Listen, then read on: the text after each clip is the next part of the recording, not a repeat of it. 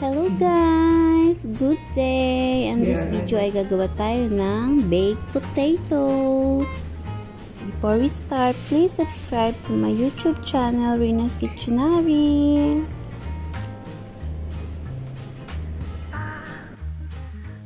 This is so yummy, cheesy, so delicious.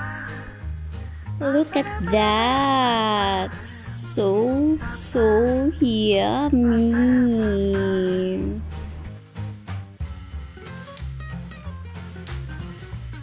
So first guys, ang gagawin natin pagkahugas ng ating potato, lagyan natin ng olive oil at lagyan natin siya ng salt. Tapos rub lang natin siya.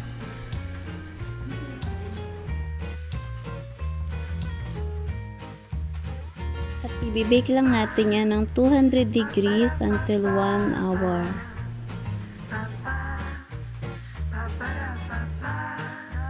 At makalipas ang isang oras ay malambot na ang ating baked potato. At ngayon naman ay hihiwain lang natin sa ibabaw, hindi masyadong hati, dapat sa medyo ibabaw lang. Ayan, luto na siya at malambot na siya. Ngayon, scrape lang natin. Kunin natin yung laman niya. At imamas lang para madurog. Tapos, syempre, ilagay na natin ang corn. Lalagay din ako ng egg. 1 egg lang yung nilagay ko. Tapos, chili powder. Salt.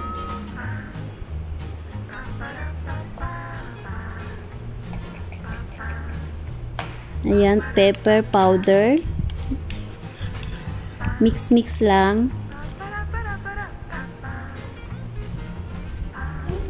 Tapos lagyan din natin siya ng mozzarella cheese.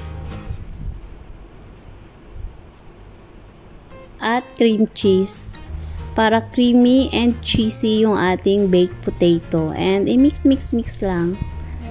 Tapos, ilagay na natin siya ulit. Ibalik natin siya. Ganyan lang siya kadali. At sarap-sarap nito guys. Yan, lagyan natin sa ibabaw ng cheese. Mozzarella cheese yung ginamit ko. Tapos, ibibake ulit natin for 10 minutes hanggang mag-melt lang yung ating cheese. And ayan na nga guys. Plating time! So, luto na siya. Lagyan lang yun natin ng, ayan, may paandar tayo na green leaves. Para maganda yung pagka-plating ng ating baked potato. Wow! So yummy!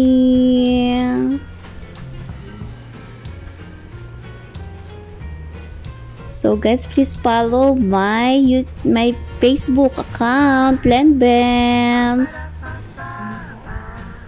This is so yummy. Wow. Look at that. Taste time. You see, napaka-cheesy niya, guys. Diba? Sarap-sarap nito. Delicious.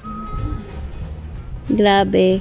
Kahit isang ganito lang, ubusog ka na talaga. It's good for your dinner. Please subscribe to my YouTube channel, Rina's Kitchenary. Like, share, and comment. I really appreciate it. Thank you so much. Bye!